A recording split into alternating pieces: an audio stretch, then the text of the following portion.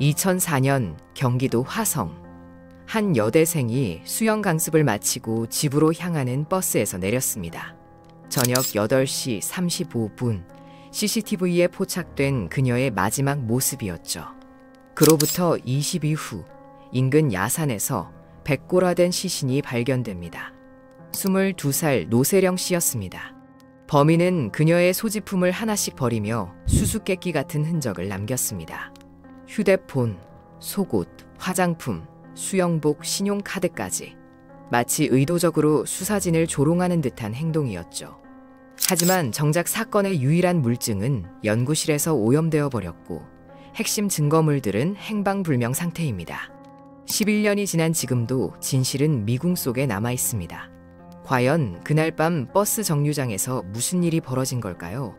오늘 이야기 시작하기 전에 좋아요와 구독, 그리고 여러분이 어디서 듣고 있는지 댓글로 남겨주세요. 2004년 10월 27일 수요일. 그날은 노세령 씨에게 특별한 날이었습니다. 대학교 2학년인 그녀에게는 마지막 중간고사가 있던 날이었거든요. 오전 10시, 세령 씨는 학교에서 중국어 시험을 치렀습니다.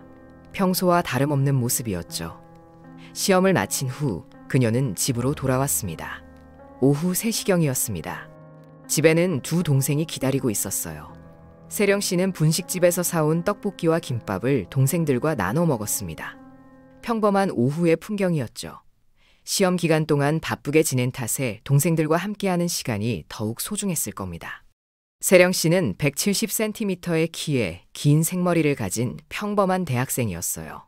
성실하고 책임감이 강한 성격으로 주변 사람들에게 알려져 있었죠. 특히 가족들에게는 믿음직한 큰딸이었습니다. 해가 서서히 기울기 시작한 오후 6시. 세령 씨는 혼자 집을 나섰습니다. 시험 공부 때문에 한동안 빠뜨렸던 수영 강습을 받으러 가는 길이었어요. 그녀에게 수영은 단순한 취미가 아니었습니다. 꾸준히 다니던 곳이었고 강사와도 친분이 있는 곳이었죠. 화성 지역의 수영장까지는 버스로 약 20분 거리였습니다. 세령 씨는 평소처럼 34번 버스를 타고 수영장으로 향했어요. 그날 그녀가 입고 간 옷은 면 티셔츠와 청바지, 그리고 운동화였습니다. 수영장에 도착한 시간은 오후 7시. 자유형 수영 교습이 시작됐습니다. 담당 강사는 그날의 세령 씨를 또렷하게 기억하고 있었어요. 여느 때와 다름없이 성실하게 수업에 참여하는 모습이었다고 합니다. 강습 시간 동안 세령 씨는 평소와 전혀 다른 모습을 보이지 않았어요. 다른 수강생들과도 자연스럽게 대화를 나누었고 수영 동작도 열심히 연습했죠. 강사는 나중에 그날 특별히 이상한 점은 전혀 없었다고 증언했습니다. 강습이 끝난 것은 저녁 7시 50분. 세령 씨는 수영복을 갈아입고 수영장을 나섰습니다. 그때까지만 해도 그녀의 표정에는 아무런 이상이 없었어요. 오히려 운동을 마친 후에 개운한 기분이었을지도 모르죠. 수영장 앞 삼거리 버스 정류장. 세령 씨는 34번 버스를 기다리고 있었습니다. 집으로 향하는 평소와 같은 경로였죠. 이 정류장은 수원대학교와 인접한 곳으로 대학가 특유의 활기가 넘치는 곳이었습니다. 저녁 8시 25분, CCTV가 그녀의 모습을 마지막으로 포착했습니다. 버스에 오르는 세령 씨의 모습이었어요. 그 순간까지도 그녀는 평범한 일상을 보내고 있었습니다. 8시 35분, 세령 씨는 목적지 근처 정류장에서 버스에서 내렸습니다.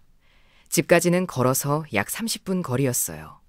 하지만 이 길은 밤이 되면 가로등 하나 없는 외진길이었습니다. 젊은 여성 혼자 걷기에는 다소 위험한 구간이었죠. 밤 9시가 넘어서도 딸이 돌아오지 않자 어머니는 세령 씨의 휴대폰으로 전화를 걸었습니다. 하지만 전화는 연결되지 않았어요. 전원이 꺼져 있어 삐 소리 후 음성 사서함으로 연결되며 통화료가 부과됩니다. 차가운 안내 멘트만 들렸습니다. 가족들에게는 불길한 예감이 엄습했습니다. 세령 씨는 평소 연락 없이 늦거나 외박을 하는 일이 단 한 번도 없었거든요. 더군다나 휴대폰 전원을 끄는 일도 거의 없었어요. 뭔가 잘못됐다는 직감이 들었죠. 가족들은 곧바로 경찰에 실종 신고를 했습니다. 그리고 밤새 그녀를 찾아 헤맸어요. 친구들에게도 연락했고 평소 자주 가던 곳들을 모두 뒤졌습니다. 하지만 세령 씨는 어디에도 없었습니다. 그 누구도 예상하지 못했습니다. 평범한 수영 강습이 22살 여대생의 마지막 일상이 될 줄은 말이죠. 실종 신고 다음 날 뜻밖의 일이 벌어졌습니다. 밤새 꺼져 있던 세령 씨의 휴대폰에서 갑자기 신호음이 울리기 시작한 겁니다. 가족들은 혹시나 하는 마음으로 전화를 받았어요. 하지만 전화를 받은 사람은 세령 씨가 아니었습니다. 중년 남자의 목소리였죠. 그는 자신이 신문 배달을 하는 사람이라고 했어요. 새벽에 배달을 나갔다가 한 식당 앞 커피 자판기 근처에서 휴대폰을 주웠다고 말했습니다. 경찰은 즉시 현장으로 향했습니다. 휴대폰이 발견된 곳은 세령 씨가 마지막으로 목격된 버스 정류장에서 그리 멀지 않은 곳이었어요. 하지만 휴대폰 하나만으로는 그녀의 행방을 알 수 없었습니다. 그런데 이상한 일이 또 벌어졌습니다. 실종 사흘째 되던 날 범인은 다시 한번 그녀의 흔적을 남겼거든요. 이번에는 속옷과 면 티셔츠 그리고 화장품들이 발견됐습니다. 소지품들이 발견된 장소는 모두 도로변이었어요. 마치 지나가는 차에서 던진 것처럼 보였죠. 경찰은 범인이 의도적으로 소지품을 버리고 있다는 결론에 도달했습니다. 더 기묘한 것은 발견된 물건들의 상태였습니다. 강력 범죄에 연루됐다고 보기에는 너무나 깨끗했거든요. 핏자국은 물론이고 옷의 단추 하나도 떨어져 있지 않았어요. 마치 누군가 정성스럽게 세탁해서 버린 것 같았습니다. 그로부터 이틀 후 또 다른 소지품이 나타났습니다. 동네 저수지 앞에서 세령 씨의 수영복과 물안경, 그리고 가방이 발견된 겁니다. 이번에도 상태는 마찬가지로 깨끗했어요. 경찰은 패턴을 파악하기 시작했습니다. 소지품들이 발견되는 장소들을 지도에 표시해 보니 일정한 동선이 그려졌거든요. 모두 국도를 따라 분포되어 있었습니다. 발견 장소들은 세령 씨의 집에서 그리 멀지 않은 곳들이었어요. 혹시 그녀가 근처 어딘가에 감금되어 있는 건 아닐까? 가족들과 경찰 모두 같은 생각을 했습니다. 대대적인 수색 작업이 시작됐습니다. 화성시 전체에 실종 전단지 7만 장이 뿌려졌어요. 주민들도 자발적으로 수색에 참여했습니다. 심지어 무속인들까지 동원됐을 정도였죠. 소지품이 발견된 인근 저수지도 샅샅이 뒤졌습니다. 6일에 걸쳐 농업용수까지 모두 퍼내며 수색했어요. 하지만 세령 씨의 흔적은 찾을 수 없었습니다. 범인의 기묘한 행동은 실종 20일째까지 계속됐습니다. 마지막으로 그녀의 신용카드가 발견된 것을 끝으로 모든 흔적이 사라졌어요. 마치 범인이 더 이상 게임을 하지 않겠다고 선언하는 것 같았습니다. 경찰은 혼란스러웠습니다.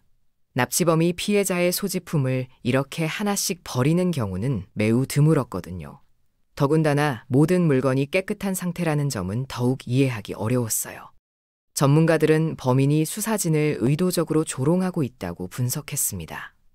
아니면 다른 목적이 있는 건 아닐까요? 주의를 다른 곳으로 돌리려는 시도일 수도 있었습니다. 하지만 이 모든 의문에 대한 답은 나오지 않았습니다. 범인은 흔적만 남긴 채 다시 어둠 속으로 사라져버렸거든요. 그리고 세령 씨의 행방은 여전히 미궁 속에 남아 있었습니다. 소지품들이 하나씩 발견될 때마다 가족들의 마음은 무너져갔습니다. 딸이 살아있다는 희망과 최악의 상황에 대한 두려움이 교차했어요. 과연 범인의 진짜 의도는 무엇이었을까요?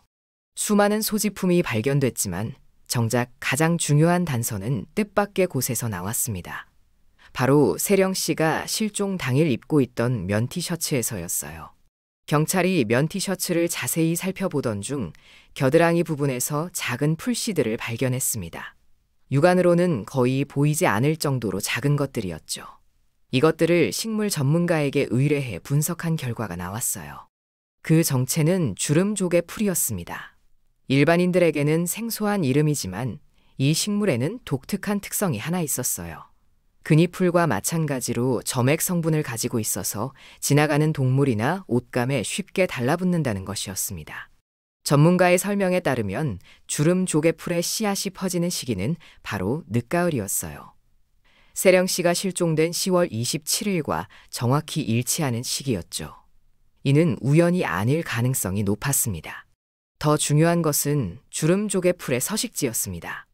이 식물은 주로 야산의 햇빛이 잘 들지 않는 음지에서 자란다고 했어요. 도심이나 평지에서는 거의 발견되지 않는 식물이었습니다. 경찰은 즉시 주름족의 풀의 서식지를 중심으로 수색 작업을 시작했습니다. 화성 지역의 모든 야산을 뒤지기 시작한 거죠. 그리고 마침내 대규모 서식지를 발견했어요. 화성 와우리 공단 주변의 한 야산이었습니다. 이곳에는 주름족의 풀이 군락을 이루며 자라고 있었어요. 높이는 길어야 30cm 정도였는데 173cm인 세령 씨의 키를 생각해보면 그냥 지나친 곳이 아닐 가능성이 높았습니다. 더욱 주목할 점은 이 야산의 위치였습니다. 세령 씨가 마지막으로 목격된 버스 정류장에서 그리 멀지 않은 곳이었거든요. 도보로는 이동하기 어려운 거리였지만 차량을 이용한다면 충분히 갈 수 있는 곳이었어요. 경찰은 이 야산이 범행 장소일 가능성을 염두에 두고 정밀 수색에 들어갔습니다. 주름족의 풀이 자라는 음지를 중심으로 샅샅이 뒤지기 시작했어요. 수십 명의 수색대가 동원됐습니다. 그런데 수색이 한창 진행되던 중 뜻밖의 신고가 들어왔습니다. 인근에서 땅을 둘러보던 부동산 업자와 고객이 충격적인 장면을 목격했다는 내용이었어요. 신고자는 떨리는 목소리로 말했습니다. 야산 깊숙한 곳에서 긴 머리카락을 가진 여성의 시신을 발견했다고 했어요. 부동산 업자는 나중에 도저히 혼자서는 다시 그곳에 갈 용기가 나지 않았다고 증언했습니다. 경찰은 즉시 현장으로 달려갔습니다. 신고 장소는 주름족의 풀 서식지와 정확히 일치하는 곳이었어요. 그리고 그곳에서 백골화된 시신 한 구를 발견했습니다. 시신의 상태로 보아 상당한 시간이 흘렀다는 것을 알 수 있었어요. 하지만 긴 머리카락과 체격 등으로 미루어 실종된 세령 씨일 가능성이 높았습니다. 가족들이 그토록 찾아 헤매던 딸이 이런 모습으로 발견된 것이었죠. 부검을 위해 시신은 국과수로 이송됐습니다. 정확한 신원 확인과 사망 원인 규명이 필요했거든요. 가족들은 부디 딸이 아니기를 바라며 결과를 기다렸어요. 하지만 며칠 후 나온 결과는 가족들의 마지막 희망마저 꺾어버렸습니다. 시신의 주인은 22살 노세령 씨가 맞았어요. 실종된 지 정확히 3주 만에 그녀는 이런 모습으로 가족들 곁으로 돌아온 것이었습니다. 주름족의 풀이라는 작은 단서가 결국 그녀를 찾게 해준 것이었죠. 하지만 이제 새로운 의문이 시작됐습니다. 국과수에서 부검을 담당한 법의관은 난감한 상황에 직면했습니다. 시신의 부패가 너무 심해서 정확한 사망 원인을 밝혀내기가 어려웠거든요. 하지만 몇 가지 중요한 단서들은 찾을 수 있었어요. 먼저 시신에서 흉기에 의한 치명상이나 골절 등은 발견되지 않았습니다. 이는 범인이 칼이나 둔기 같은 도구를 사용하지 않았다는 것을 의미했어요. 그렇다면 사망 원인은 무엇이었을까요? 법의관은 가장 가능성이 높은 사망 방법을 제시했습니다. 목을 조르거나 코와 입을 막아서 질식사시킨 경우라고 했어요. 외상 없이 사람을 죽일 수 있는 가장 일반적인 방법이었죠. 더욱 충격적인 것은 위 내용물 검사 결과였습니다. 세령 씨의 위에서 미처 소화되지 않은 떡과 채소가 발견된 겁니다. 이는 실종 당일 오후 3시경 동생들과 함께 먹었던 떡볶이와 김밥의 잔해였어요. 위 내용물이 소화되지 않았다는 것은 매우 중요한 의미를 가졌습니다. 그녀가 납치된 바로 그날, 아마도 몇 시간 내에 사망했다는 것을 뜻했거든요. 범인은 세령 씨를 오랫동안 감금하지 않았던 것 같았습니다. 하지만 시신에는 다른 이상한 점이 하나 더 있었어요. 낙엽으로 덮여 있어서 상대적으로 부패가 덜 된 배 부위에 작은 상처들이 남아 있었습니다. 모래나 돌에 긁힌 듯한 얕은 상처들이었죠. 상처들의 방향을 보면 모두 세로로 일정하게 나 있었어요. 이는 시신을 끌고 옮기는 과정에서 생긴 것으로 추정됐습니다. 범인이 그녀의 시신을 어디선가 이 야산까지 운반했다는 뜻이었죠. 더욱 기이한 것은 이 상처들에 피가 전혀 보이지 않는다는 사실이었습니다. 법의관은 이에 대해 명확한 설명을 했어요. 살아있을 때 생긴 상처라면 염증 반응이나 생활 반응이 보여야 하는데 전혀 그런 흔적이 없다는 것이었습니다. 이는 곧 사망 후 상당한 시간이 지나서 시신이 옮겨졌다는 것을 의미했어요. 범인이 세령 씨를 살해한 후 바로 유기하지 않고 한동안 다른 곳에 보관하고 있었을 가능성이 높았습니다. 그렇다면 범인은 왜 시신을 바로 버리지 않았을까요? 그 시간 동안 무엇을 했던 걸까요?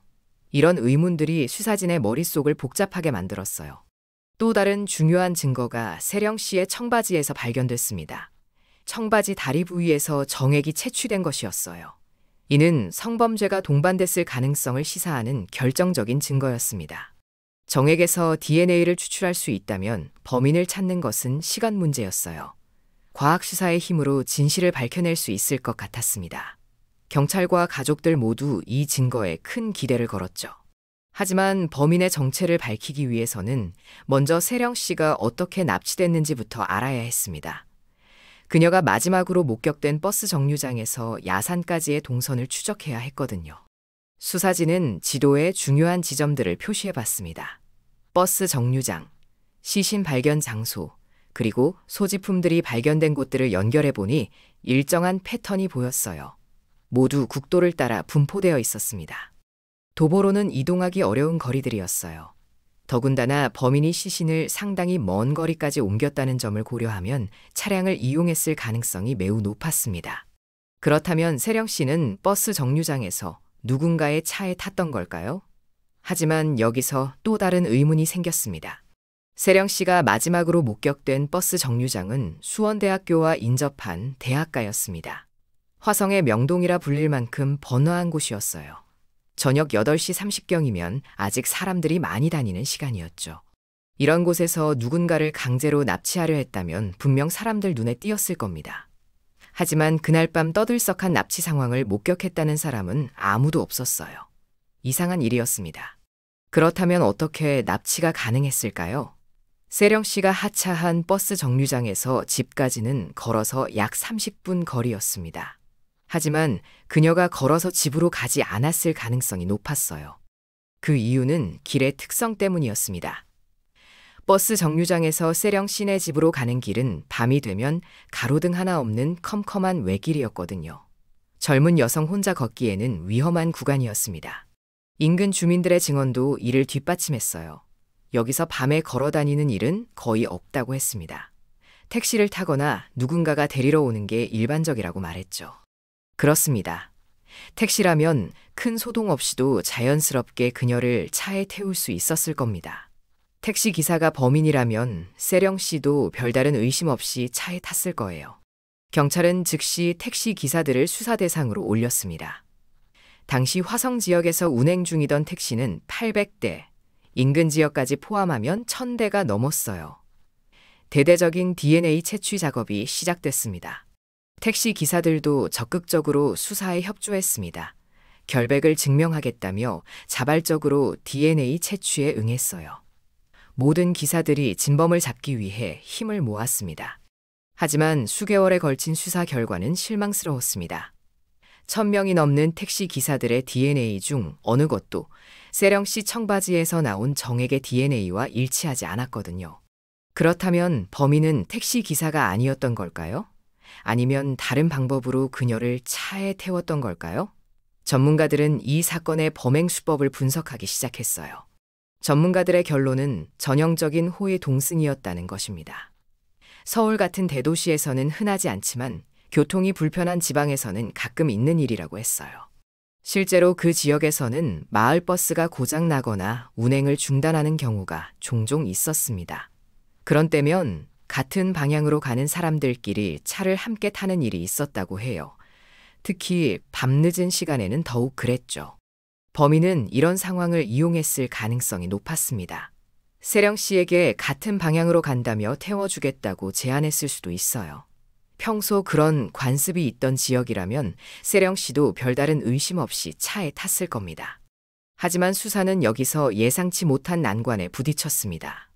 사건의 핵심 증거였던 DNA에 문제가 생긴 것이었어요. 어느 날 국정감사를 준비하던 한 의원실로 제보가 들어왔습니다. 세령 씨 사건의 증거물에서 나온 DNA가 분석 과정에서 오염됐다는 내용이었어요. 제보자는 국과수 관계자라고 했습니다. 의원실에서 확보한 실제 유전자 분석 결과를 보니 충격적인 사실이 드러났어요. DNA는 세령 씨의 것과 범인으로 추정되는 남성의 것이 섞인 혼합형으로 나왔는데 이 남성의 DNA가 분석을 담당했던 국과수 연구원의 유전자와 상당 부분 일치했던 것입니다. 이는 연구원 본인이 범인이 아닌 한 해당 연구원의 침이나 땀 등이 분석 도중 시료에 섞여 들어갔음을 의미했어요. 즉, 사건의 유일한 물증이 처음부터 신뢰할 수 없는 상태였던 것입니다. 의원실은 국과수에 정확한 사실 확인을 요청했습니다. 그리고 며칠 후 충격적인 답변이 돌아왔어요. 국과수 측은 해당 시료에 연구원의 DNA가 섞여 들어갔을 가능성을 배제할 수 없으며 따라서 이는 신뢰성이 없는 증거물로 판단된다고 공식 답변했습니다. 이 말은 곧 사건의 유일한 증거가 오염으로 인해 쓸모없게 됐다는 뜻이었어요. 더욱 심각한 문제는 일선 수사진들이 이런 사실을 전혀 모르고 있었다는 점이었습니다. 당시 수사를 담당했던 형사는 나중에 이렇게 증언했어요. 국과수에서 공식적으로 오염됐다는 통보를 받은 적이 없었다고 했습니다. 수사팀 모두가 몰랐다며 DNA가 있다고 하니까 거기에 집중했던 거이라고 말했죠. 만약 오염 사실을 좀 더 빨리 알았다면 수사 방향이 완전히 달라졌을 겁니다. DNA에만 의존하지 않고 다른 방법으로 범인을 추적했을 수도 있었어요. 하지만 이미 몇 년의 소중한 시간이 흘러버린 후였습니다. 수사진들은 DNA 결과가 나오지 않을 때마다 이 사람이 아닌가 보다 하며 용의자들을 하나씩 제외시켜 나갔어요. 하지만 정작 비교 대상이 되는 DNA 자체가 신뢰할 수 없는 것이었던 겁니다. 그렇다면 이 사건을 다시 해결할 방법은 없는 걸까요? 시간이 흐르면서 과학 수사 기법은 놀라운 속도로 발전해 왔습니다. 2004년에는 알 수 없었던 새로운 정보를 찾아낼 수도 있지 않을까요? 문제는 증거물의 행방이었습니다. 정액이 묻어있던 세령 씨의 청바지만 있다면 당시보다 훨씬 정교한 분석이 가능할 텐데 말이죠. 하지만 그 청바지는 어디에 있을까요? 경찰에 문의한 결과 국과수 감정이 끝난 후 유족들에게 돌려줬을 것이라는 답변이 돌아왔습니다. 일반적으로 증거물 분석이 끝나면 가족들에게 반환하는 것이 관례였거든요. 하지만 세령 씨 가족들은 전혀 다른 이야기를 했어요. 휴대폰을 제외하고는 어떤 소지품도 돌려받지 못했다고 했습니다. 그렇다면 사건의 핵심 증거물들은 도대체 어디로 사라진 걸까요? 청바지뿐만 아니라 세령 씨의 다른 옷가지들, 가방, 수영복 등 모든 소지품의 행방이 묘연했습니다. 경찰도 국과수도 어디에 있는지 정확히 모르는 상황이었어요. 이는 단순한 행정적 실수를 넘어서는 문제였습니다. 만약 새로운 과학기술로 재분석이 가능하다면 11년 전 오염된 증거를 바탕으로 한 수사의 한계를 극복할 수 있을 텐데 말이죠. 세령 씨의 아버지는 그동안 한 가닥 희망을 품고 살아왔다고 했어요. DNA가 남아있는 한 언젠가는 반드시 범인이 붙잡힐 거라고 믿었다면서 그 희망이 지금 산산이 무너졌다고 말했습니다. 22살 한 여대생이 아무 죄 없이 살해당한 지 벌써 11년이 흘렀습니다. 범인은 여전히 우리 주변 어딘가에서 멀쩡하게 살고 있을지도 모르죠. 반면 가족들은 매일매일을 고통 속에서 보내고 있어요. 특히 아버지의 심정은 참담했습니다. 눈에 넣어도 아프지 않던 딸을 지켜주지 못한 죄인이라며 자신을 책망했어요. 딸이 얼마나 무섭고 괴로웠을까 하는 생각에 밤잠을 이루지 못한다고 했습니다. 그럼에도 아버지는 포기하지 않겠다고 했어요. 범인을 잡는다고 해서 딸이 돌아오는 건 아니지만 왜 그런 일이 벌어졌는지는 알아야 한다고 말했습니다. 딸을 위해 반드시 해야 할 일이 남아있다는 거였죠. 하지만 현실은 녹록지 않았습니다. 핵심 증거는 오염됐고 증거물들은 행방불명 상태였어요. 11년이라는 긴 시간 동안 사건은 미궁 속에서 헤어나오지 못하고 있었습니다. 세령 씨 사건이 미궁에 빠진 근본적인 이유를 다시 살펴보면 범인의 행동 패턴에서 찾을 수 있습니다. 일반적인 범죄와는 너무나 다른 양상을 보였거든요. 먼저 소지품을 하나씩 버리며 수사진을 조롱하는 듯한 행위가 그랬어요. 보통 범인들은 증거를 숨기려고 하는데 이 경우는 오히려 의도적으로 드러내는 것 같았습니다. 마치 게임을 하는 것처럼 말이죠. 더욱 이상한 점은 모든 소지품이 깨끗한 상태였다는 것입니다. 강력 범죄에 연루된 물건이라고 보기에는 너무나 정돈되어 있었어요. 핏자국은 물론 옷의 단추 하나도 떨어지지 않은 상태였죠. 이런 증거들을 종합해보면 범인은 상당히 치밀한 사람이었을 가능성이 높습니다. 사건 이후 시간을 두고 소지품들을 정리했고 심지어 세탁까지 했을 수도 있어요. 그리고 계획적으로 하나씩 버렸던 것 같습니다. 범행 장소인 야산의 선택도 우연이 아니었을 겁니다. 주름 조개풀이 자라는 음지, 사람들이 잘 찾지 않는 외진 곳이었거든요. 이런 장소를 미리 알고 있었다는 것은 그 지역에 익숙한 사람일 가능성을 시사합니다. 또한 범인은 차량을 이용해 움직였을 가능성이 높았어요. 버스 정류장에서 야산까지, 그리고 소지품들을 버린 여러 장소들까지의 거리를 생각해보면 도보로는 불가능했거든요. 하지만 이 모든 추정들도 결정적인 증거 없이는 의미가 없었습니다.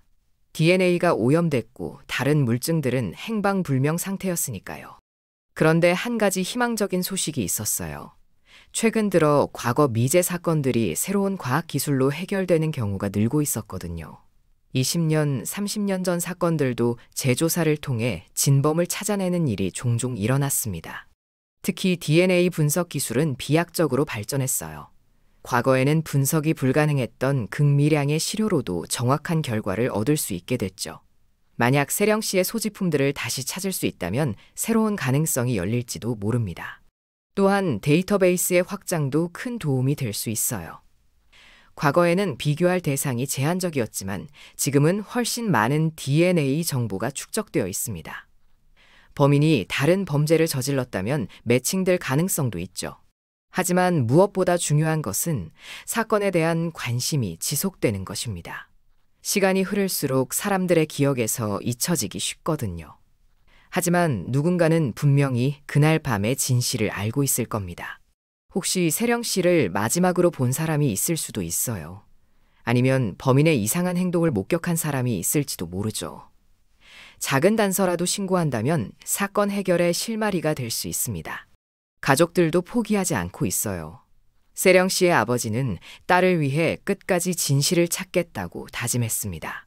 11년이라는 긴 시간 동안 고통받아 왔지만 여전히 희망의 끈을 놓지 않고 있어요. 경찰 역시 이 사건을 미제로 분류해 정기적으로 재검토하고 있습니다. 새로운 수사 기법이나 증거가 나타나면 언제든 수사를 재개할 수 있는 상태를 유지하고 있어요. 그렇다면 정말로 이 사건의 진실은 영원히 밝혀지지 않는 걸까요? 범인은 계속해서 자유롭게 살아갈 수 있는 걸까요? 어둠 속에서 벌어진 그날 밤의 진실은 여전히 수수께끼로 남아 있습니다. 하지만 몇 가지 확실한 사실들은 있어요. 22살 노세령 씨는 평범한 수영 강습을 마치고 집으로 향하던 중 누군가를 만났습니다. 그리고 그 만남은 그녀에게 치명적인 결과를 가져왔죠. 범인은 그녀를 야산으로 데려가 살해했고 시신을 은밀한 곳에 유기했어요. 특이한 점은 범인이 세령 씨의 소지품들을 20일에 걸쳐 하나씩 버렸다는 것입니다. 휴대폰부터 시작해서 속옷, 화장품, 수영복, 그리고 마지막으로 신용카드까지. 마치 계획된 시나리오를 따르는 것 같았어요. 모든 소지품은 깨끗한 상태였습니다. 강력 범죄의 증거라고 보기 어려울 정도로 정돈되어 있었죠. 이는 범인이 상당한 시간을 들여 증거를 조작했음을 시사합니다. 하지만 완벽해 보였던 범인의 계획에도 허점이 있었어요. 바로 세령 씨의 면 티셔츠에 붙은 주름 조족의 풀 씨앗이었습니다. 이 작은 단서가 결국 그녀의 시신을 발견하게 해줬죠. 범인은 아마 이런 미세한 증거까지는 신경 쓰지 못했을 겁니다. 식물의 특성을 이용한 과학 시사까지는 예상하지 못했던 것 같아요. 그렇다면 범인은 누구였을까요? 택시 기사일 가능성을 배제할 수는 없지만 대규모 DNA 검사에서도 찾아내지 못했어요. 혹은 그 지역에 익숙한 일반인이었을 수도 있습니다. 중요한 것은 범인이 세령 씨를 자연스럽게 차에 태울 수 있는 상황을 만들었다는 점입니다. 강제 납치의 흔적이 전혀 없었거든요. 호의를 가장하거나 아는 사람인 척했을 가능성이 높아요. 11년이 흐른 지금 이 사건의 유일한 물증이었던 DNA는 오염으로 인해 신뢰성을 잃었습니다. 핵심 증거물들도 행방불명 상태예요. 수사는 원점으로 돌아간 셈이죠. 하지만 완전히 희망이 사라진 것은 아닙니다. 과학기술의 발전으로 과거에는 불가능했던 분석이 가능해지고 있어요. 만약 증거물들을 다시 찾을 수 있다면 새로운 실마리를 얻을 수도 있겠죠. 또한 범인이 다른 범죄를 저질렀을 가능성도 있어요. DNA 데이터베이스가 확장되면서 예상치 못한 매칭이 이뤄질 수도 있습니다. 세령 씨의 가족들은 여전히 기다리고 있어요. 딸의 억울한 죽음이 헛되지 않기를, 언젠가는 진실이 밝혀지기를 바라면서 말이죠. 범인 역시 어딘가에서 이 모든 상황을 지켜보고 있을 겁니다. 11년 동안 자신이 저지른 일에 대해 어떤 생각을 하며 살아왔을까요? 밤마다 세령 씨의 마지막 모습이 떠오르지는 않을까요? 그날 밤 버스 정류장에서 세령 씨에게 접근한 그 사람은 과연 누구였을까요? 그리고 그는 지금 어디서 무엇을 하며 살고 있는 걸까요?